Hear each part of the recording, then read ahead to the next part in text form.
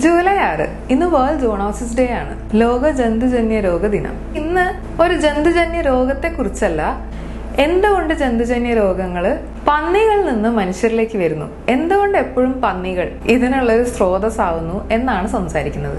നിങ്ങൾ വിചാരിക്കുന്നതിലധികം സിമിലാരിറ്റി പന്നികൾക്ക് മനുഷ്യരായിട്ടുണ്ട്. ജന്തുജന്യ രോഗം ഉണ്ടാക്കുന്ന വൈറസുകളാണെങ്കിലും ബാക്ടീരിയ ആണെങ്കിലും സാധാരണഗതിയിൽ അവർക്ക് അസുഖം ഉണ്ടാക്കുന്ന അല്ലെങ്കിൽ അവർ വസിക്കുന്ന ഒരു ഹോസ്റ്റിൽ നിന്ന് മറ്റൊരു ഹോസ്റ്റിൽ ജീവിക്കാൻ അവർക്ക് സാധിക്കുന്നത് എപ്പോഴാണോ അപ്പോഴാണ് ആ ഹോസ്റ്റിലേക്ക് കടക്കുന്നത്. ഓരോ ജീവിയുടെയും ശരീരഘടനയിലുള്ള വ്യത്യാസം കാരണം ഈ വൈറസുകൾക്ക് പെട്ടെന്ന് മറ്റൊരു ജീവിയിലേക്ക് സാധാരണയായി കടക്കാൻ സാധിക്കാറില്ല. അവയവങ്ങളുടെ വലുപ്പം, ഘടന, ഉപയോഗം ഈ 3 കാര്യങ്ങളിലും മനുഷ്യരോട് ഏറ്റവും കൂടുതൽ അടുത്ത് നിൽക്കുന്ന ഒരു ജീവിയാണ് പന്നികൾ. പന്നി ഹൃദയം മനുഷ്യരിലേക്ക് ട്രാൻസ്പ്ലാന്റ് ചെയ്തത് നമ്മൾ പത്രങ്ങളിലൂടെ അറിഞ്ഞതാണ്.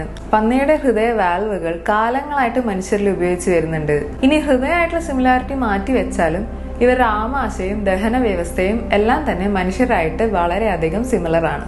ഇനി ഞാൻ ആദ്യം പറഞ്ഞ പോലെ എങ്ങനെയാണ് വൈറസുകൾ ഒരു ജീവിയിൽ നിന്ന് മറ്റു ജീവിയിലേക്ക് കടക്കുന്നതെന്ന് നോക്കാം. പല ബാക്ടീരിയകൾക്കും വൈറസുകൾക്കും അവരാക്രമിക്കുന്ന കോശങ്ങളോട് പ്രത്യേക മമതയുള്ളവരാണ്.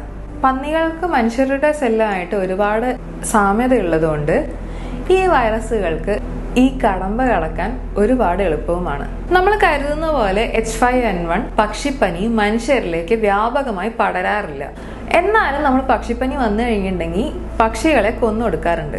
ഇതിനുള്ള പ്രധാന കാരണം ഈ പക്ഷിപ്പനി ബാക്കി പക്ഷികളിലേക്ക് അല്ലെങ്കിൽ ദേശാടന കിളികളിലേക്ക് പടരാൻ സാധ്യതയുണ്ട്.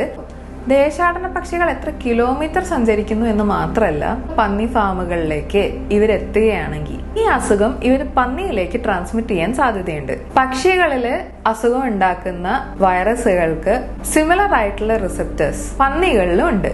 പന്നികളില് ഈ വൈറസുകൾക്ക് ചെറിയൊരു ജനിതകമാറ്റം സംഭവിച്ചാൽ ആ വൈറസുകൾക്ക് മനുഷ്യരേനെ എഫക്ട് ചെയ്യാൻ പറ്റും. അതുകൊണ്ട് തന്നെ പന്നികളേനെ ഒരു മിക്സിംഗ് വെസൽ, ഒരു ബ്ലെൻഡർ ആയിട്ടാണ് കൺസിഡർ ചെയ്യുന്നത്.